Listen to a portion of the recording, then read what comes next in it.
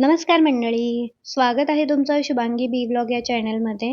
तर काल संध्याकाळी ना मी छान असे डोसे बनवलेले आणि त्यातलंच थोडंसं पीठ आज उरलं होतं. त्यामुळं म्हटलं की ह्याच्यामध्ये माझं नाश्त्याचं काम होऊन जाईल. कारण शिवच्या पप्पांना ऑलरेडी मी टिफिन बनवून दिला होता. त्यामुळं म्हटलं की आज मी नाश्त्याला हेच उरलेल्या पिठाचे डोसे बनवून खावेत. आणि ह्याच्यासोबत काल मी बनवली होती छान अशा 2 चटण्या बनवल्या होत्या आणि बटाट्याची भाजी देखील बनवलेली.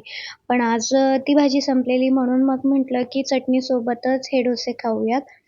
आणि मी जे हे पीठ यूज करते ना ते पौष्टिकचं यूज करते. तसं मी काय याची ॲडव्हर्टाइजमेंट करत नाही, पण मला खूप आवडतं हे पौष्टिकचं पीठ. याचे डोसे खूप छान होतात आणि हे जे काही मी तूप वापरते आहे ना, ते घरचंच आहे. बटर काय वापरलं नाही. पण ह्या तुपाने देखील एवढे क्रिस्पी आणि छान डोसे तयार होतात ना. आता ज्या चटणीविषयी मी सांगत होते ती आहे ही चटणी. तुम्हाला जर ह्या चटणीची रेसिपी हवी असेल ना, मला नक्की कमेंट करा. मी त्याची रेसिपी तुमच्यासोबत नक्की शेअर करेन.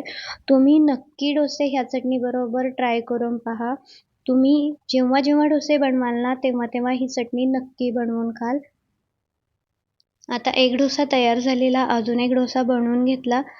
कारण 2 डोशांचंच पीठ होतं. आणि मला हे डोसे जेवढे क्रिस्पी होतील ना, तेवढे जास्त आवडतात. त्यामुळं मग मी ना, नेहमी हे डोसे बनवताना एकदम असे क्रिस्पी बनवून घेते.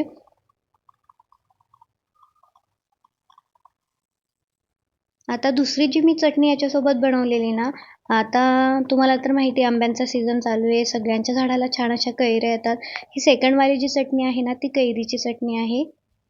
तुम्हाला जर ह्या चटणीची देखील ना रेसिपी हवी असेल, तर मला नक्की कमेंट करा. भेटूया आता नेक्स्ट व्लॉगमध्ये. बाय.